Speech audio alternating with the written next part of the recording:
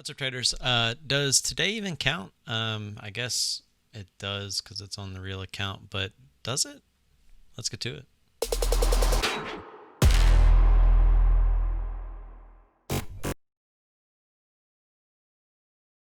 All right, so let's just knock this WIMI trade out of here, WIMI. This was a pretty standard one. The range wasn't too great on it. Made a nice little move. Volume increased. Got the top here.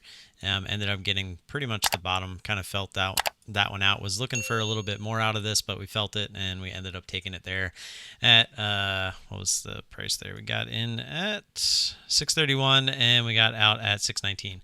And before we start talking about NNDM here, which was just, we'll get to it. Don't forget about the Friday night live stream tonight at 9 o'clock Eastern.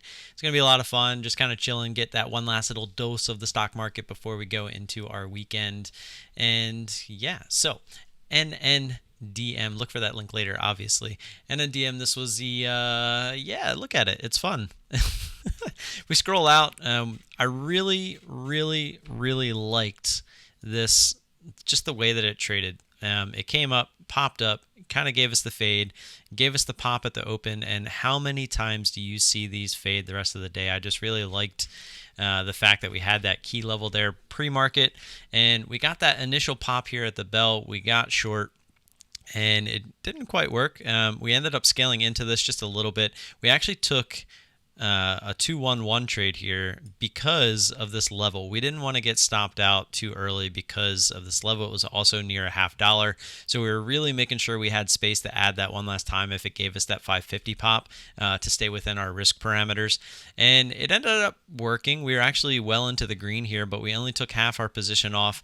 And as it was coming up here again, I really like these levels, and I kind of like the way it was trading. It didn't feel like it was fighting to come down and then squeeze back up, although we did get a squeeze here, which was a good thing though, because when it was squeezing up, it was dropping right back down, and that was exactly why we ended up getting short here. We let it kind of confirm that it was using that pre-market resistance over here at 540, and yeah, it started to come back down, and we had a nice average at 521 area right here. And it started to work, and we were like, okay, this is going to be nice. We're going to come all the way back down here, test 5. We're going to take some shares off and see if we can get that 5 break and hopefully fade for the rest of the day. Because again, if you zoom out and look at the bigger picture, that's what we were looking for. We had a big up day. Pre-market, it tried to go, started to fade back down, and then we got that pop, and we were looking for this to come back, obviously fade back down for the rest of the day. So what happened is it went through that level. We were giving it to 550. It kept rejecting 550 over and over again, 548. 549, 550, and then it started to reject again. It tried 550 again, and when it rejected that time, we actually added to our position one last time, up at 541, and we had to risk right off of high of day because that was exactly where our max loss was at that point. So we actually scaled into this pretty perfectly to where that 550 area was going to be our max loss. But as you can see, it went through. It was a great cut, and it squeezed. So now when you see these arrows here, I really like this play. We were playing up to the whole dollar. We tried to get back in, but if you pull up the risk parameters for, if we remember, we went over this last Friday. I can't pull it over. Actually, yeah, I can show you in this window without going too far. So we have the max loss for the account right here, but we had this set to 30, right? So per trade, because it says max realized and unrealized loss per position if reached, no new. So I made the mistake there of not reading this when we did it, right? So that was including the max realized. So what that essentially means is it's per ticker. So when I tried to enter a new position here, it actually closed me out of the position right away because I was already at my max loss from this first trade. And so it popped up, stopped me out, and I was like, wait, it's got to be the risk controls.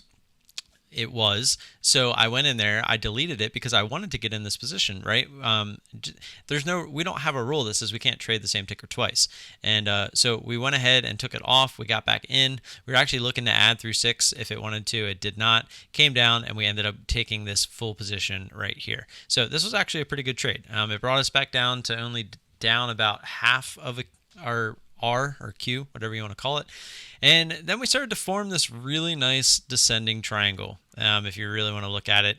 And I really like that it was at the $half area, was really expecting a nice flush, kind of like this one over here.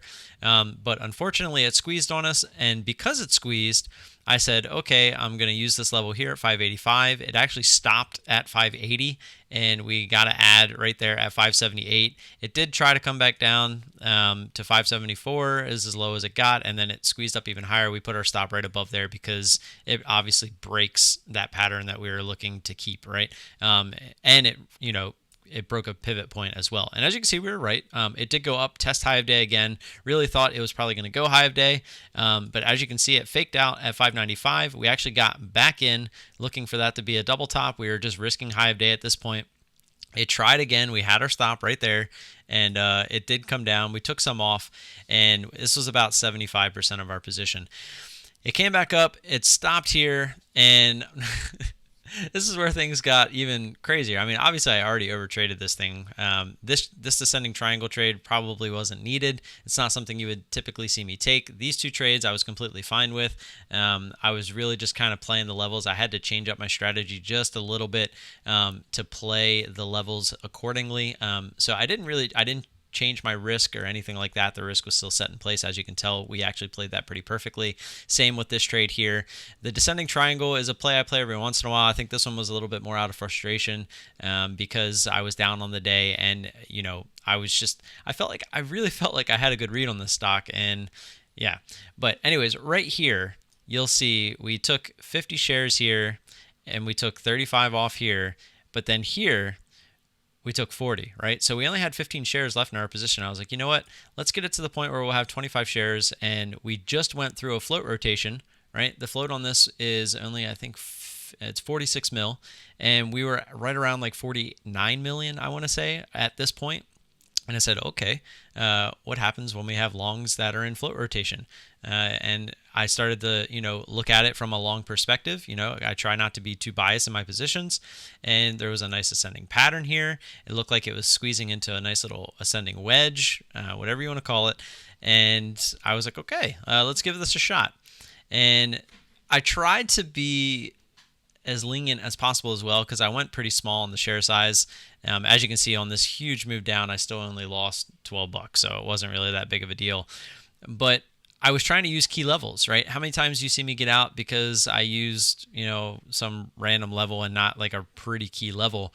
And this so happened, you had VWAP here, you had the $half, you had this previous resistance that was used as support at 540, and then you even had this previous resistance here at that 533 level. So I said, okay, I'm just going to go right below that and call it a day. I put the stop in, and yeah, well, we had it at 529. That thing shot down, filled us at 526, and I mean, it kept on going. So I guess we can't be too upset about that, but it was just kind of like a F you, Tim. This is not your trade. You don't deserve to be here. Like, get out of here. And I even said it in the Discord. I felt like the 90% taking this trade. I really did. Because this is exactly what people look for day in and day out. And, there's a reason the 90% are the 90%, where if I would have just held my position, I could still be in this thing with my remaining shares, and I'd be a lot happier right now. So it's a little unfortunate, is what it is. I'm not going to complain. I was telling Brian, if you guys are poker players, it's like somebody who plays the high roller tables, stepping down to, play for peanuts. That was kind of how I felt today. I was kind of just winging the chips around, kind of getting it out of my system. Just been a rough couple weeks, and I'm really hoping that we can get back into the swing of things. And it felt good. I'm not going to, in a weird way, it felt good to just kind of get this out of my system. And next week we can kind of start fresh, but we'll talk about that more tonight. Don't forget to stop by the Friday night live stream. Don't forget to like and subscribe as well. I always appreciate that support. If you do have any questions in the comments, if you're not going to make it tonight, leave those down below. But if you want to save them for tonight, that's always good. Keeps the conversation flowing throughout the stream. And if I don't see you tonight, have a great weekend. And if I do, I'll see you later. Peace.